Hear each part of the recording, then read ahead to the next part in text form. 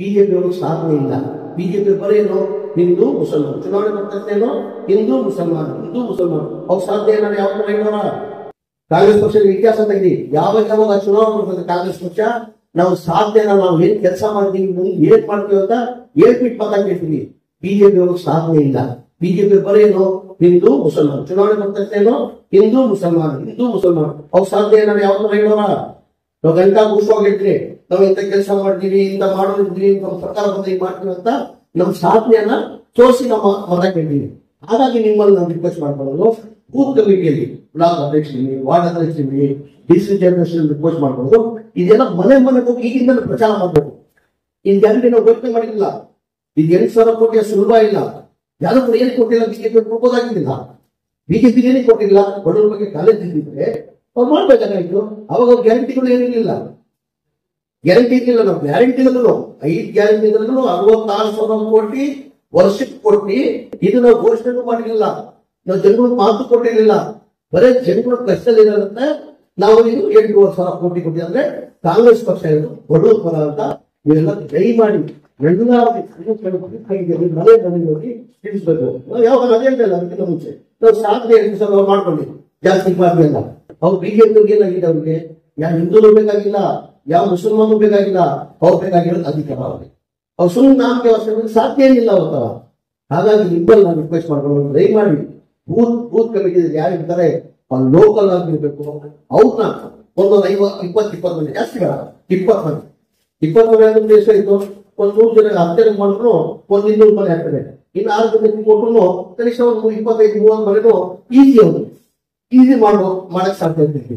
ದಯಮಾಡಿ ಅವ್ರು ನಮ್ಮ ಮೀಟಿಂಗ್ ಬ್ಲಾಕ್ ಅಧ್ಯಕ್ಷರು ವಾರ್ಡ್ ಅಧ್ಯಕ್ಷರು ಡಿಸಿಸಿ ಅಧ್ಯಕ್ಷರೆಲ್ಲ ಸೇರಿ ನೀವು ಈ ತರ ಸಿಸ್ಟಮ್ ಮಾಡಿ ಈಗಲಿಂದ ಗೊತ್ತೇ ಈಗಿಂದ ಬೂತ್ ಕಮಿಟಿ ಏನ್ ಮಾಡ್ತೀವಿ ಈಗಲಿಂದ ನೋಡ್ಕೊಂಡು ಜಾಬ್ ಅಂತ ಇಂದ ಡೋರ್ ನಂಬರ್ ಇಷ್ಟು ಬರೀ ನಿನ್ ಜಾಬ್ ಅಂತ ಆ ರಿಸಲ್ಟ್ ಏನ್ ಮಾಡ್ತಾರೆ ನನ್ನ ವರ್ಷ ಜವಾಬ್ದಾರಿ ವಹಿಸಿ ಅವ್ರಿಗೆ ಏನ್ ಮಾಡ್ಬೇಕು ನಾವು ಗೊತ್ತಾ. ನಾವು ಏನ್ ಮಾಡ್ತೀವಿ, ನಾವು ನನ್ ಕುಮಾರ್ ಹೇಳ್ತಾ ಇದ್ದಾರೆ ಈಗ ಪಕ್ಷ ಇರದೇ ಕಾರ್ಯಕರ್ತರಿಂದ ಹೋಗ್ಕೊಳ್ತೀನಿ ಬರೋ. ಇವಾಗ ನಾನು ಮಂತ್ರಿಯಾಗಿ ನಂದಿರೋದು, ನಮ್ಮ ಸರ್ಕಾರ ಬರ್ತಿರೋದು, ಸಿದ್ದರಾಮಯ್ಯ ಮುಖ್ಯಮಂತ್ರಿ ಆಗಿರೋದು, ಉಪಮುಖ್ಯಮಂತ್ರಿ ಡಿ ಕೆ ಶಿವಕುಮಾರ್ ಆಗಿರೋದು, ನಾನು ಇವತ್ತು ಮಂತ್ರಿ ಆಗಿರೋದು, ನಾನು ಚಾಮರಾಜಪೇಟೆಗೆ ಗೆದ್ದಿದ್ದಂದ್ರೆ ನನ್ನಿಂದ ಇಲ್ಲ, ನನ್ನ ಪಕ್ಷದ ಕಾರ್ಯಕರ್ತರಿಂದ ನನ್ನ ಪಕ್ಷದ ಕಾರ್ಯಕರ್ತರು ಇಡೀ ರಾಜ್ಯದಲ್ಲಿ ಮಾಡಿದ್ರೆ ನನ್ನ ಸರ್ಕಾರ ಬರಕ್ ಸಾಧ್ಯ. ಈಗ ನಾವು ಇರೋದೇ ಮುಖಂಡರು. ಈಗ 34 ಜನ ಮಂತ್ರಿ ಈಗ ನಾವು ಉಪಮುಖ್ಯಮಂತ್ರಿ ಮುಖ್ಯಮಂತ್ರಿ ಸೇರಿ ಎಲ್ಲ 34 ಜನ ಇದೆ. 34 ಜನದಿಂದ ಸರ್ಕಾರ ಬರಕ್ ಸಾಧ್ಯನಾ? ಸರ್ಕಾರ ಬಂದಿದ್ರು ನಮ್ಮ ಪಕ್ಷದ ಕಾರ್ಯಕರ್ತರು ಸರ್ಕಾರ.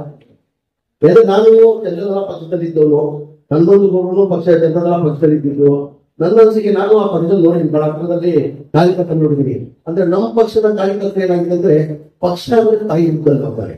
ಅದು ನಾವು ಲೀಡರ್ಗಳು ಪಕ್ಷದ ಕಾರ್ಯಕರ್ತರು ಗುರುತಿಸಬೇಕಾಗ್ತದೆ. ಹಾಗಾಗಿ ನಿಮ್ ಜೊತೆ ನಾವು ಇರ್ತೀವಿ. ಇವತ್ತು ನೀವು ಕಾರ್ಯಕರ್ತ ಇದ್ರೆ ನಾನು ನಿಮ್ ಜೊತೆ, ಕಾರ್ಯಕರ್ತ ಇದ್ರೆ ನಾವು, ಕಾರ್ಯಕರ್ತ ಇದ್ರೆ ಪಕ್ಷ, ನಿಜ. ಪಕ್ಷ ಇದ್ರೆ ಕಾರ್ಯಕರ್ತ ಎರಡು. ಹಾಗಾಗಿ ನಿಮ್ಮಲ್ಲಿ ದಯಮಾಡಿ ಈ ಚುನಾವಣೆಯನ್ನು ನಾವು ಸೀರಿಯಸ್ ಆಗಿ ತಗೊಂಡು ಇದಕ್ಕೆಲ್ಲ ಅವಕಾಶ ಇದೆ, ಗೆಲ್ಲಕ್ಕೆ ಅವಕಾಶ ಇದೆ. ನಾವು ಗೆಲ್ಬಹುದು. ಗೆಲ್ಲಕ್ಕಂದ್ರೆ ನನ್ನಿಂದ, ಮುಖ್ಯಮಂತ್ರಿಯಿಂದ, ಉಪಮುಖ್ಯಮಂತ್ರಿಯಿಂದ, ರಾಹುಲ್ ಗಾಂಧಿಯಿಂದ ಸಾಧ್ಯನಾ? ಅದು ನಿಮ್ಮಿಂದ ಸಾಧ್ಯ. ಚಾಮರಾಜಪೇಟೆ ನಾವು ಈ ಬಾರಿ ಚುನಾವಣೆ ಮಹೋತ್ಸವದಿಂದ 28 ಸಲ ನಾವು ಲೀಡ್ ಕೊಟ್ಟಿದ್ವಿ. ಸರ್ವೋದಯ ನಗರದಲ್ಲಿ 50 ಸಾವಿರ ಲೀಡ್ ಆಗಿತ್ತು, 40 ಸಾವಿರ ಸರ್ವೋದಯ ನಗರವಾಗಿತ್ತು, ಶಾಂತಿ ನಗರದಲ್ಲಿ ಲೀಡ್ ಆಗಿತ್ತು, ಶಿವಾಜಿ ನಗರದಲ್ಲಿ ಲೀಡ್ ಆಗಿತ್ತು. ಹಿಂಗಡೆ ನಾವು ಆಗಿರೋದು ರಾಜಾಜಿನಗರ, ಮಾಜಪುರ, ಸಿದ್ದರಾಮಯ್ಯ ನಾವು ಹಿನ್ನಡೆ ಆಗಿದ್ವಿ. ಈ ಬಾರಿ ನಾನು ನನ್ನ ಕ್ಷೇತ್ರದಲ್ಲಿ ನನ್ನ ಕಾರ್ಯಕರ್ತರ ವಿಶ್ವಾಸ ಇದೆ. ಈ ಬಾರಿ ನಾನು ಏನು ಬರೀ 3 ಗಂಟೆ ನಾನು ಪ್ರಚಾರ ಮಾಡ್ತಿದ್ವು ಚುನಾವಣೆ ಟೈಮ್ನಲ್ಲಿ. ನಾನು ಹೋಗಿಲ್ಲ ನನ್ನ ಕ್ಷೇತ್ರಕ್ಕೆ ಬಂದಿಲ್ಲ. ನಾನು ಎಲ್ಲ ನನ್ನ ಕಾರ್ಯಕರ್ತರು ಎಲೆಕ್ಷನ್ ಮಾಡ್ತಿದ್ರು. ನಾನೆಲ್ಲ ಬೇರೆ ಕಡೆ ನನ್ನ ಜವಾಬ್ದಾರಿ ವಹಿಸಿದ್ರು. ಹೈಕಮಾಂಡ್ ನಾನು 107 ಕ್ಷೇತ್ರಕ್ಕೆ ಹೋಗಿದ್ದು. ನನ್ನ ಕ್ಷೇತ್ರಕ್ಕೆ 8ನೇ ತಾರೀಕಿಗೆ ಒಂದೇ ದಿನ ಬರೀ 12 ಗಂಟೆಯಿಂದ 3:30 ಗಂಟೆವರೆಗೂ ರೋಡ್ ಶೋ ಮಾಡಲಿಕ್ಕೆ ನನ್ನ 53,800 ರೂಪಾಯಿ ಗೆಲ್ಸಿದ್ದಾರೆ. ಅಂದ್ರೆ ನಾನು ಗೆಲ್ಲಲ್ಲ, ನನ್ನ ಕಾರ್ಯಕರ್ತರಿಂದ ನಾನು ಗೆದ್ದಿದ್ದೀನಿ. ನನ್ನ ಪಕ್ಷದ ಕಾರ್ಯಕರ್ತರಿಂದ ನಾನು ಗೆದ್ದಿದ್ದೀನಿ. ಈ ಬಾರಿ ನನ್ನ ವಿಶ್ವಾಸ ನಾನೇ ಫಸ್ಟ್ ತಗೊಂಡು ನಾನೇನು 53,000 ಇವತ್ತು ಗೆದ್ದಿದ್ದೀನಿ. ನಾನು ಇನ್ನು ಒಂದು 10,000 ನಾನು ಜಾಸ್ತಿ ಮಾಡ್ಬೇಕಾರೆ, 10,000 ಜಾಸ್ತಿ ಮಾಡ್ಬೇಕು. ನಾನು ಮಾಡ್ತೀನಿ 10,000 ಮಾಡಿ ಏನಾದ್ರು ಮಾಡಿ ಒಂದು 60,000 ನಾವು ಇಲ್ಲಿ ಲೀಡ್ ತಗೊಳ್ಬೇಕಂತ ಇಲ್ಲಿ ನಾವು ಜಾಸ್ತಿ ಕಾನ್ಫಿಡೆನ್ಸ್ ಸರ್ವೋದಯ ನಗರಲ್ಲೂ ಅಲ್ಲೂ 50,000 ಜಾಸ್ತಿ ಆಗುತ್ತೆ. ಅಲ್ಲೂ ಒಂದು 5,000 ನಾವು ಅಲ್ಲೂ ಜಾಸ್ತಿ ಮಾಡ್ಕೊಳ್ಬಹುದು. ಶಿವಾಜಿನಗರ ನಿಜವಾಗಿ ಈ ಬಾರಿ 23 ಸಲ 25 ಸಲ ಲೀಡ್ ಆಗಿದ್ದಾರೆ. ಅಲ್ಲೂ ಈ ಬಾರಿ MP ಚುನಾವಣೆಯಲ್ಲೂ 25 ಸಲ ಅಲ್ಲೂ ನಿಲ್ಸಬಹುದು. ಶಾಂತಿನಗರದಲ್ಲಿ ಈ ಬಾರಿ ಲೀಡ್ ಕಡಿಮೆ ಆಯ್ತು, 7 ಸಾವಿರ ಲೀಡ್ ಆಯ್ತು. ಈ ಬಾರಿನ ಪಾರ್ಲಿಮೆಂಟ್ ಅಲ್ಲೂ ಒಂದು 10 ಸಾವಿರ ಲೀಡ್ ಮಾಡಬಹುದು.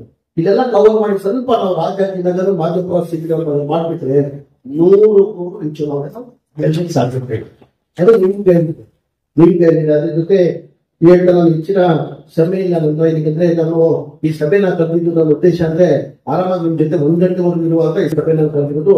ಪ್ರತಿ ಸಲ ಕ್ಯಾಬಿನೆಟ್ ಕರೀತಾಕಿದ್ದು 4 ಗಂಟೆ ಮೇಲೆ. ಈ ಬಾರಿ ಕ್ಯಾಬಿನೆಟ್ 11 ಗಂಟೆ ಕರೆದಿದ್ದಾರೆ. ಈಗ ನಾನು ಈ ಸಭೆ ಈ ಕಾರ್ಯಕ್ರಮ ಫಿಕ್ಸ್ ಮಾಡಿದ್ದು ನಾನು ಒಂದು 4-5 ದಿನ ಹಿಂದೆ ಫಿಕ್ಸ್ ಮಾಡಿದೆ. ನಾನು ಯಾವತ್ತು ಕ್ಯಾಬಿನೆಟ್ ಹೋಗಿದ್ದು ಸಂಜೆ 4 ಗಂಟೆ ಮೇಲೆ 5 ಗಂಟೆ ಮೇಲೆ ಗಂಟೆ ಇದು.